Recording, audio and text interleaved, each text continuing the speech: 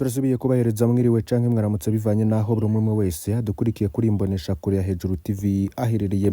Uyu ni umwanya w'amakuru agezweho twabateguriye muri uyu mugoroba aho mugiye gukurikira byinshi bigiye bitandukanye biriko biragarukwako cane mu gisata c'umutekano. Urabibibonye kuri titre iranga aya makuru arateye ubwoba yose uze kuyumviriza kugira ngo wumvirize aho ibintu biriko bitera bija cane cane ko intambara muri Republika Rusange ya Kongo itarikiri muri Nord Kivu ahubwo iri muri Sud Kivu.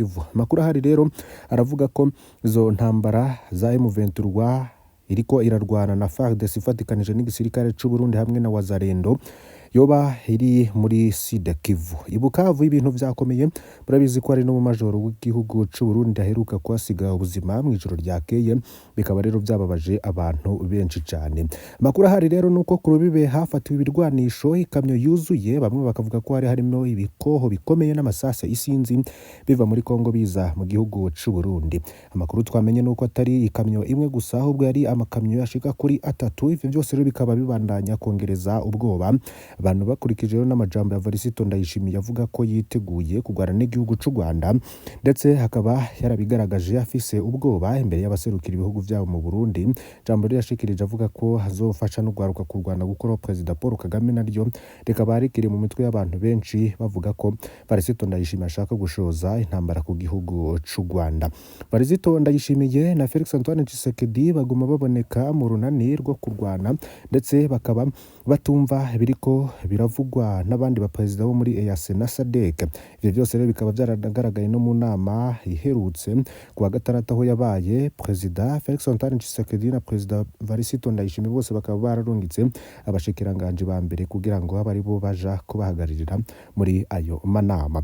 Ayandi makuru rero agezweho ariko haravugwa cane nuko ngo hari abacangero b'abazungu boba bari mu gihugu c'u Burundi wajeje kwakirwa ku kibuga c'indege. Ivyo byose rero ngo bikaba biri mu kwitegurira intambara ishobora gushika mu gihugu c'u Burundi, dore ko M23 ivuga ko President Varisito Ndayishimiye ari papa w'intera hamwe, akaba nganafise n'umugambi wo guhonya ubwoko bw'abatutsi nkuko rero bivugwa na Uwiringoma avugira M23. Ivyo kandi bikaza binakurikira n'ivyatangajwe n'uwukuriye M23 nawe yigeze kuza mu gihugu c'u Burundi akabwira Varisito Ndayishimiye ko ivyo ariko ari kwishora mu muriro utazima. Ivyo byose rero Varisito Ndayishimiye akaba yarafunze amatwi ngo ntiyumviriza, none ngo ibintu byaba bitanguye no kumukomerana kugeza naho ataryama ngo asinzire bivanye nuko ariko aburitiro bivanye n'izi ntambara ziri muri Sud Kivu Ibukavu. Amahoro kuri rero ahari nuko izo ntambara ziriko ziregereza urubibe rw'u Burundi ruhana na Kongo,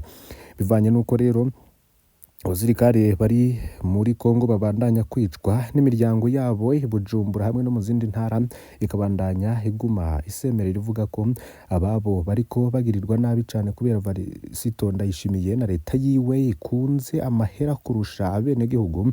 Bakaba bavuga ko hari n'abasirikare boba batanguye no kuvuga ko batazosubira kwemera kuja muri Kongo kurwanayo. Murabizi ko ari n'urubanza rwa bamwe bariko baracirwa ndetse bahawe n'ibihano bikomeye cyane bivanye nuko banse kuja kurwana muri Republika Iharanira Rusange ya Kongo. Urwo runani rero rukaba rwa Varisito Ndayishimiye na President Felix Antoine Tshisekedi rubandanya gutera ubwoba abantu benshi cyane bavuga ko mu karere ngiyo ntambara bashaka kwishoza, ariko ngo ikiboneka cuko Varisito Ndayishimiye ariko yishinga Felix Antoine Tshisekedi gafise igihugu kinini, kandi ngo Burundi bugiye kungana n'u Rwanda ngo barashobora no kuberamwo intambara ugasanga n'abene gihugu babwo barapfiriye benshi kurusha uko bariko barapfira muri Kongo bivanye nuko ari nini. Iryo honyabwoko riko rirategurwa na Varisito Ndayishimiye bikaragarira mu kurungika abasirikare benshi b'abatutsi muri Republika Rusange ya Kongo, kabaho rero bariko bararungikwayo ni bakeyi cane. Ivyo byose rero bikabandanya kongereza ubwoba mu bantu benshi cane bavuga ko Varisito Ndayishimiye shigikiye President Felix Antoine Tshisekedi mu kuba yakura ko abatutsi bose mu karere ahereye muri Republika Rusange ya Kongo muri Nord Kivu hamwe n'ayandi abandi benshi bari mu gihugu c'Uburundi cane cane abari mu gisirikare c'Uburundi. Ivyo rero birateye ubwoba nk'uko n'ikigaragara kandi gikomeye cane hari uko hari ivangura rikomeye cane riko rirakorerwa abasoda bariko bararungikwa muri Repubulika Rusangi ya Kongo. Ivyo vyose rero bikabandanya no kongereza ubwoba kubera ivyo vyose biriko biraba kandi binashikira n'abasoda b'u Burundi muri Repubulika Rusangi ya Kongo. Ivyo rero bikabandanya binagaragara bivanye nuko mu misi 6 iheze Uburundi bwarizihijwe umunsi mukuru w'ubumwe bw'abarundi, ariko ngo ibimenyetso by'ubumwe biriko birafutwa uruhande y'umukuru w'igihugu Varisito Ndayishimiye kuva yemezwe n'amasezerano y'ubumwe bw'abarundi mu 1991 ibendera ry'ubumwe bw'abarundi ryama riri hafi y'umukuru w'igihugu co kimwe n'ibendera ry'u Burundi. Kuva Perezida Buyoya rero gushika kuri Perezida Nkurunziza muri 2020 vyamye bimeze gutyo. Gusa mu ntango Perezida Ndayishimiye yaravyubahirije, ariko buke yateye kuraho ibendera ry'ubumwe. Ubu rero yashikirije n'ijambo abarundi bose bahagatiwe n'amabendera abiri y'igihugu, ibendera ry'ubumwe ryaranyitse. Yari kunga arakoresha inama y'abashikiranganji, yariko arakira abashitsi. Ndayishimiye rero akaba akikujwe n'amabendera abiri y'igihugu, y'ubumwe ryaragiye. Ubwo rero ni ubutumwa butabesha Ndayishimiye ntebe muri ubwo bw'abarundi, n'ibimenyetso byabwo biramushisha, ariko mu mvugo rero bwaba bwamiza mu kanwa. Kwanari hauze ibiro vya Jerina Ndayishimiye birangwa n'ikomera rifatiye ku bwoko gushika naho no mu gisirikare naho cabigeze nk'uko twabibabwiye. Mukuru w'igihugu arafise abayobozi bishikira batatu, ari chef de cabinet civile, chef de cabinet militaire na chef de cabinet police. Chef de cabinet civile aranafise n'icegera, bose bakaba bava mu bwoko bumwe n'umukuru w'igihugu. Abakuru mu biro vy'umukuru w'igihugu nabo mu biro kwa Jerina Ndayishimiye nka bose abahutu, abagena y'umukuru w'igihugu, le garde du corps na chef du protocole, abajejwe ibigega n'abandi bose bamwegereye cane usanga bava mu bwoko bwiwe. Kuri ico mbere abatandukanye rwose na Perezida Nkurunziza, kuri Nkurunziza basanga ubujejwe amabanga mwegereye n'icegera ciwe rero badasanga ubwoko. Inzego zihambaye zegukira ibiro vy'umukuru w'igihugu harimo BRB, ARCT, SNL, inama nkuru y'umutekano, Secretariat permanent du Conseil supérieur de la magistrature hamwe n'izindi usanga zose zitwarwa n'umuhutu. Akano akajuru kabi cane rero gutwarwa n'umukuru w'igihugu. Inzego z'igihugu rero zikaba zitera ziharizwa n'ubwoko bumwe. Umukuru w'igihugu n'umukuru wa leta y'u Burundi rero basanga ubwoko mbere ya Perezida Ndayishimiye. Ngiki kintu caheruka kubaho mu 1976 gushika mu 1978 aho umukuru w'igihugu n'umushikiranganje wa mbere bari basanga ubwoko. N'izindi ntwaro zose harimo intwaro ya Buyoya, intwaro ya Ndadaye, intwaro ya Ntaryamira, intwaro ya Ntibantunganya n'intwaro ya Buyoya zashizeho umushikiranganje wa mbere dusanga ubwoko n'umukuru w'igihugu. Mu ntwaro z'inyuma y'amasezerano y'ushanaho umukuru w'igihugu yategerezwa kugena cegera ciwe ca mbere badasanga ubwoko kandi gifise ububasha ku nzego za politike n'iz'umutekano. Buyoya Ndayizeye na Nkurunziza. Ku ntwaro ya Ndayishimiye hari icegera c'umukuru w'igihugu ameze nk'icurwe ryo mu nzu atana kimwe ajejwe mu gihugu. Handi haboneka ikumira rifatiye ku moko rero ni mu nzego ziri mu gihugu hagati. Kuri baburamatari b'intara 18 abatutsi ni babiri, ni Bururi na Mwaro. Aravuga ko baburamatari wari igiyo bari umututsikazi, abandi bakabihakana. Ico bikoze muri urwo rwego abatutsi baraserukiye ku rwego ruri munsi ya 20%. Mu burongozi bw'indero y'amagara y'abantu n'uburimyi ni gake, hari n'abatutsi barenga 2 kuri 18 bajejwe kurongora ivyo bisata. No makomine bimeze gutyo, bakuru baza DCE canke abaganga barongoye ama district sanitaire nka bose n'abahutu, n'abatwara iperereza mu ntara z'u Burundi ko ari 18 bose n'abahutu. Ivyo rero bikaba bigaragaza kwenga amacakubiri no mu kwibuka n'ivyago vya kahise. Kuva Ndayishimiye ku butegetsi kirazira kwibuka abanyeshuri b'abatutsi 150 baturiwe muri lycée Kibimba mu 1993. Iryo shuri riri hafi yaho Varisito Ndayishimiye avuka. Hari n'abavuga ko ubwo bwicanyi rero bwakozwe Varisito Ndayishimiye ari muhira mu karuhuko mu Ntamatama. Hari n'abavuga ko yoba yarabugizemo uruhara. Ivyo byose rero bikaza binashigikirwa n'amajambo yashikirijwe na Reveriyano Ndikuriyo, umunyabanga w'umugambwe uri ku butegetsi CNDD-FDD, avuga ko ngo ibyabaye mu Rwanda ngatagaciro bifise. Ivyo rero bikaba byarateye n'amajambo menshi, ariko bigaragara ko ari ugupfovya amateka y'u Rwanda ihonyabwoko ryakorewe abatutsi mu 1994. Bikaragarira kandi ko Perezida Varisito Ndayishimiye ariko yifatikana na FDLR yahekuye igihugu cy'u Rwanda. Byose rero bikaba binongereza n'ubwoba mu karere bivuga ko Varisito Ndayishimiye nk'uko byanatangajwe na M23 ari umuvyeyi w'interahamwe zishaka kumaraho ubwoko bumwe bw'abatutsi ngo bariko barategura n'ihonyabwoko. Murabibona rero ko ibintu bibandanya gukomera cyane mu gihugu c'u Burundi bivanye n'umwitwarariko Varisito Ndayishimiye wo kubandanya kora ibintu abifatikanije na Felix Antoine Tshisekedi mu kurwanya M23, ariko ikiboneka nuko ingabo z'u Burundi ziriko ziratikirira benshi rero bakaba bafise n'agahinda kuri izo ngabo z'u Burundi. Hari ayandi makuru rero, hari urubanza twigeze kubabwira ko ni urubanza rw'umurundi yitwa Chris Kaze Fabrice. Ubutungane burihe mu gihugu biriko bikorerwa mu mfungwa biteye isoni n'ikigongwe ku gihugu citwa ko kirimo ubutungane.